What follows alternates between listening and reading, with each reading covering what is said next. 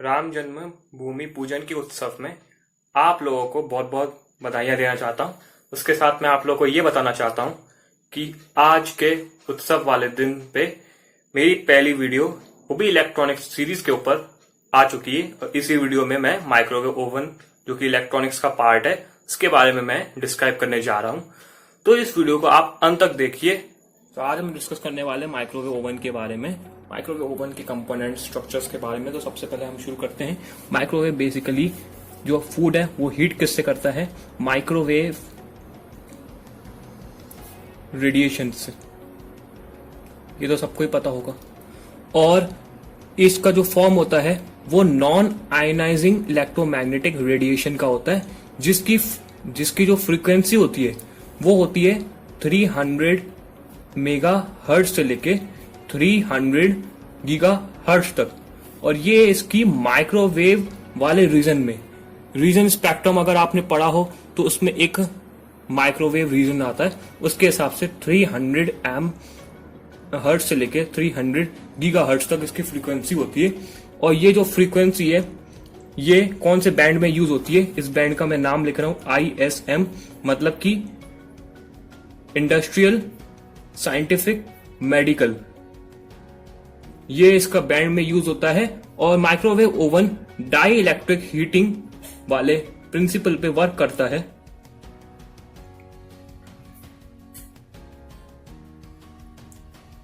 जिसके इलेक्ट्रॉनिक और radio frequency heating के माध्यम से उसमें हीटिंग होती है, जिसे हम डाई इलेक्ट्रिक हीटिंग के अंदर फिट करते हैं। इसमें क्या होता है? इसमें एक रेडियो फ्रीक्वेंसी होती है,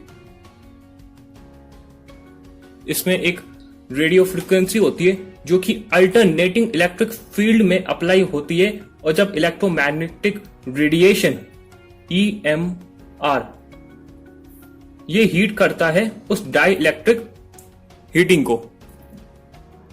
और हाई फ्रीक्वेंसी पे जो हीटिंग कॉज होती है इसमें वो होती है मॉलिक्यूलर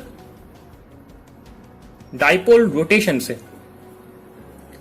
डाइपोल रोटेशन यानी कि एक जगह नेगेटिवली चार्ज स्पेयर होगा, एक साइड में पॉजिटिवली चार्ज होगा, और वो एक ही स्पेयर में लाई कर रहा होगा और इसका रोटेशन हो रहा होगा।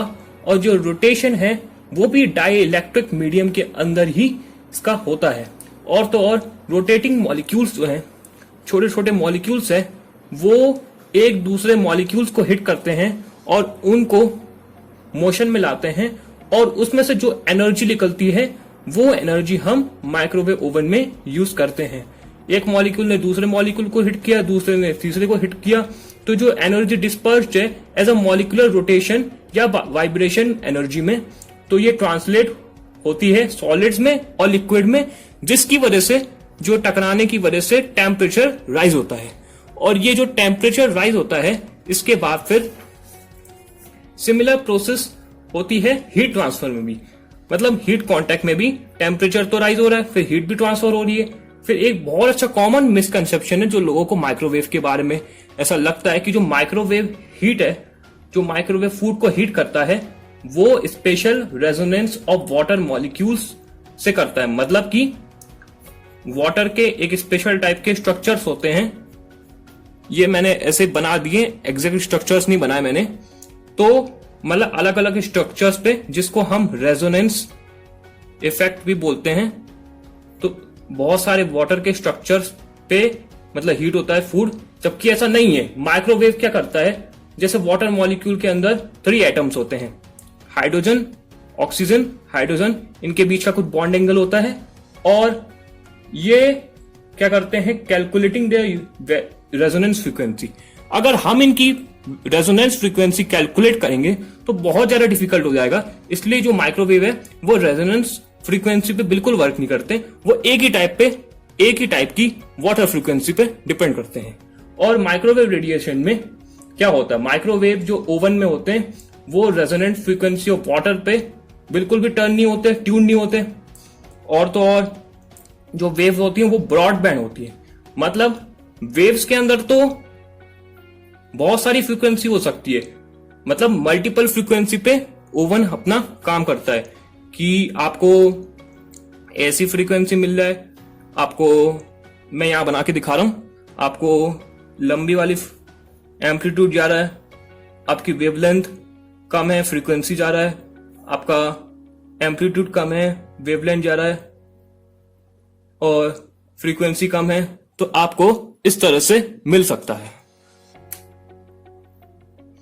तो मतलब जो वेव्स हैं वो ब्रॉडबैंड की तरह काम करती हैं अलग अलग फॉर्म में। बस ये है कि रेजोनेंस ऑफ वाटर मॉलिक्यूल्स वाले फिनोमिना से आपके माइक्रोवेव में काम नहीं होता है। और लेजर बीम भी एक तरह की रेडियो वेव्स होती है जिसको हम यूज करते हैं, और ये होती है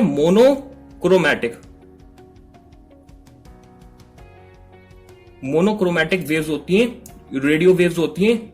इसको भी मतलब इस तरह से लिया जा सकता है कि ये भी एक सिंगल फ्रीक्वेंसी वाली वेव होती है, मतलब जो रेजोनेंस इफेक्ट शो नहीं करती है, तो ये भी एक प्रकार की वेव है फ्रीक्वेंसी में, तब उसकी सबसे ज्यादा हाई फ्रीक्वेंसी हो जाएगी। मतलब हाई वॉटेज यानी कि फास्ट कुकिंग, जितना ज्यादा वॉटेज जितना ज्यादा पावर मिलेगा उतनी अच्छी फास्ट कुकिंग होगी। और जो माइक्रोवेव हीटिंग होती है वो लेस एफिशिएंट होती है, किसमें, फैट्स में, शुगर में, और तो और मतलब कि स्मॉल मॉलिक्यूलर डाइपोल मूवमेंट में। मतलब इनएफिशिएंट यानी लेस एफिशिएंट फैट्स और शुगर में होती है, क्योंकि इनका जो डाइपोल मूवमेंट है ये एक्चुअली स्मॉल मॉलिक्यूल के हिसाब से है, ये स्मॉल मॉलिक्यूल से, तो इनका डाइपोल मूवमेंट भी स्मॉल मॉलिक्यूलर होगा। और जो शुगर और ट्राइग्लिसराइड्स एक कंपाउंड्स हैं जिसको मैं लिख के बता रहा हूं, GYLYCERIDES, ट्राइग्लाइसराइड्स, जिसके अंदर आपके फैट्स हो गए और ऑयल्स हो गए, ये आते हैं। तो ये क्या करते हैं, ये माइक्रोवेव्स को एब्जॉर्ब करते हैं, और इनके डाइपोल मूवमेंट की वजह से, इनके जो डाइपोल मूवमेंट, इनका हाइड्रोक्सिलिक ग्रुप जो है, हाइड्रोक्सिल ग्रुप या फिर इनका एस्टर ग्रुप, इनमें ये माइक्रोवेव्स एब्जॉर्ब करते हैं। और तो और lower specific heat capacity of fat और हाई वेपर टेम्परेचर की वजह से इनका जो टेम्परेचर है, जो फाइनल टेम्परेचर है, तो ये फाइनल टेम्परेचर भी अपना हाई रखते हैं, क्योंकि इनकी जो हीट कैपेसिटी है फैट्स की, और हाई वेपराइजेशन टेम्परेचर है, मतलब वेपर होने का भी बहुत ज्यादा हाई टेम्परेचर है, तो इसलिए ये लेते भी बहुत ज्यादा टेम्परेचर है, क्योंकि जो food high in water content होते हैं और जिनमें लिटिल ऑयल होता है वो rarely boiling point of water को क्रॉस करते हैं, रियरली। नहीं तो जैसे मान लीजिए बॉइलिंग पॉइंट ऑफ वाटर जैसे कि 100 डिग्री सेल्सियस है, और जो हाई वाटर कंटेंट वाले फूड हैं और जिसमें लिटिल बहुत कम ऑयल है, रियरली है, तो वो एक्सक्रीट करते हैं